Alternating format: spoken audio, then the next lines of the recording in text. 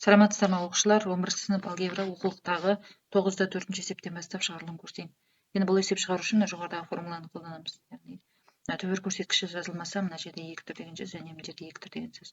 Сондай формула бойынша 2 мен 2 көбейтіледі, сонда 4-ші дәрежелі түбірасында 3 болады екен. Келесі мына жерде екіншісі, мына жерде 2 тұр деген сөз, сонда 6 түбірасында 4, немесе бұны ары қарай ықшамдасақ, мынау 2-ның 2 дәрежесі 2 қысқарған кезде мында 1, мында 3 қалса, онда 3-ші дәрежелі түбірасында 2 болады екен. Келесі бізде 3-ші мына жақта тұр. Түбір көрсеткіші 2, сонда 6 түбірасында 7 болады. Келесі бізде 4-шісі 15 түбірасында 11 болады. 5-шісі мына енді түбірасына енгізіп жіберем. Сонда мына түбір көрсеткіші 2 болса, түбірасына квадраттап енгізем. Сонда мынаның квадраты көбейтілген А болады. Ары қарай мына жерде түбірасында мына екеуің 1 дәреже, мына 2 дәрежемен қосылғаны аның 3 дәрежесі болады. Тең болады, мына 2 мен 2 көбейтіледі, сонда 4-ші дәрежелі түбірасында аның 3 дәрежесі болады екен. Келесі ары қарай 6-шысы бізде 12 түбірасында аның 5 дәрежесі болады. 7-шісі 15 түбірасында әмен болады. 8-шісі мына жерде түбір көрсеткіші 2, сонда 6 түбірасында, 6-шы дәрежелі түбірасында А бөлінген Б болады екен.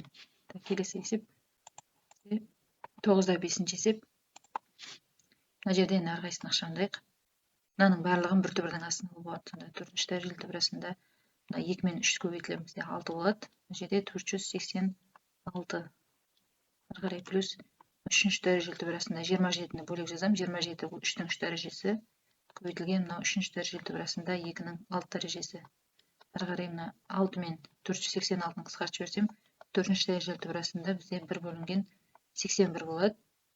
Ары қарай плюс мына жерде түбір көрсеткіші дәреже көрсеткіші қысқарған кезде түбір жойылады да 3 қалады. Мына жерде 2 қысқарғанда 2-ның 6-ны 3-ке бөлсем 2 дәрежесі тең болады. Мына бізде түбір тапқанда бұл 3-тен 1-дің 4 дәрежесі, 4 дәрежемен 4 дәреже қысқарғанда 3-тен 1 шығады. Жерде плюс мына 12 көбейткенде сонда 12 бүтін 3-тен 1 деген жауап шығады екен. Келесі мынаны ықшамдайық. Мынада сол 3-ші дәрежелі түбірасында 27 бұл 3-дің 3 дәрежесі. Мына жерде 3-ші дәрежелі түбірасында 4-дің 3 дәрежесі. Минус енді 81-дің түбірі бұл 9, 256-ның түбірі 16. Мынамен түбір көрсеткіш дәреже көрсеткіші қысқарғанда 3 қалады. Мына жерде 4 қалады 2 қысқарғанда.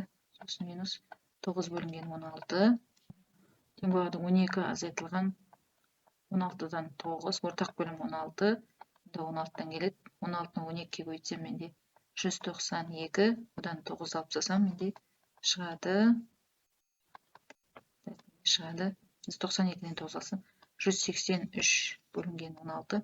Немесе бұны аралас сан түрінде жазсам 11 бүтін 16-дан 7 деген жауап шығады екен. Келесі мынаны ықшамдайық.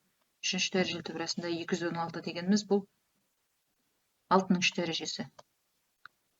Минус 3-ші дәрежелі түбірасында 7-ның 3 дәрежесі. Минус, енді мынаның әрқайсысына жеке-жеке түбір тапсам, 32 бұл 2-ның 5 дәрежесі. Және 5-ші дәрежелі түбірасында 243 дегеніміз бұл 3-дің 5 дәрежесі. Тең болады, мына 2 қысқарғанда 6 қалады. 2 қысқарғанда 7 қалады. Минус 2 қысқарғанда 2 қалады. Мында 3 қалады. Сонда 42 азайтылған 3-тен 2 тең болады. Ортақ бөлім 3, мында 3-тен келеді. Сонда 126, одан 2 алсам, 124 бөлінген 3, аралас сан түрінде жазсам, 41 бүтін 3-тен 1 деген жауап шығады екен. Минус 5 минус 3 азайтылған, 3 көбейтілген. Мына жерде әрқайсысына жеке-жеке түбір табам. 4-ші дәрежелі түбірасында 2-ның 4 дәрежесі мына жерде. 4-ші дәрежелі түбірасында мына 3-дің 4 дәрежесі. Мына 3-ші дәрежелі түбірасында 0,5-дің 3 дәрежесі. Болған тең болады. 5 азайтылған, мына жерде 3 минус, мына түбір көрсеткіш дәреже көрсеткіші қысқарғанда мына 2 қалады. Мында 3 қалады, плюс мынада 0,5 қалады. Бізде жақша, 2 қысқарғанда бізде 5 азайтылған жақшаның ішінде 2,5 қалады. 5-тен 2,5 алса, менде 2,5 деген жауап шығады екен. Мына есепті шығару үшін ықшамдайық. 1 азайтылған түбірасында мына аралас санды бұрыс бөлшекке айналдырып жіберем. 9-дан 25 деген сан шығады. минус плюс 0,3 көбейтілген 4-ші дәрежелі түбірасында 256 дегеніміз 4-тің 4 дәрежесі.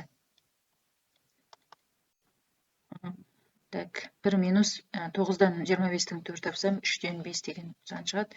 Плюс 0,3 минус 2 қысқарады, бізде 4 шығады. Тең болады. Жаза берейін, 1 азайтылған мынаны 1,3-тен 2 деп жазып алайын. Плюс 1,2 болады. 1,2 мен 1-ді қоссам, менде мына жерде 2,2 азайтылған 1,3-тен 2 деген сан шығады. Тең болады.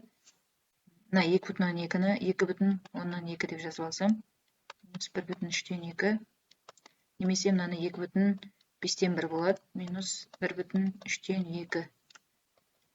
Ортақ бөлім бізде 15, мында 3-тен, мында 5-тен келеді. Сонда 2,15-тен 3, минус 1,15-тен 10. Мына енді 3-тен 10 алынбайды, сондықтан мынаның 1,5 берем, сонда 1,15-тен 18 деген сан шығады. Азайтам 1,15-тен 10. Азайтып тастаймын. 1-ден 1 алсам 0 қалады, сонда 15-тен 8 деген жауап шығады екен. Келесі екінші бізде 2 көбейтілген түбірасында мынаны бұрыс бөлшекке айналдырсам 25-тен 36 деген сан шығады. Так, минус 10-дық бөлшекке айналдырып жіберейін 1,4 деп, плюс 0,7. 3-ші дәрежелі түбірасында 0,6-ның 3 дәрежесі. Тең болады. Мына 25-тен 36-тан 5-тен 6 деген сан шығады. 2 көбейтілген 5-тен 6 минус 1,4 қосылған тең болады 0,7 көбейтілген мынаның түбірі 0,6 тең болады. 5-тен 12 немесе мұны 10-дық бөлшекке айналдырып жүрсем, 12-ні 5-ке бөлсем, менде 12-ні 5-ке бөлсем 2,4 минус 1,4. Так, плюс қой. Плюс 0,7 0,6-ға өтем 0,42 деген сан шығады. Тең болады. Мына жерде азайтқанда 1, онына қоссам 1,42 деген сан шығады екен. Келесі мынаны есептейік. Тең болады 11 бөлінген 0,15 көбейтілген 3-ші дәрежелі түбірасында мынау 40-тың 3 дәрежесі. 40-тың 3 дәрежесі минус 0,29 көбейтілген мынау 20-ның 3 дәрежесі.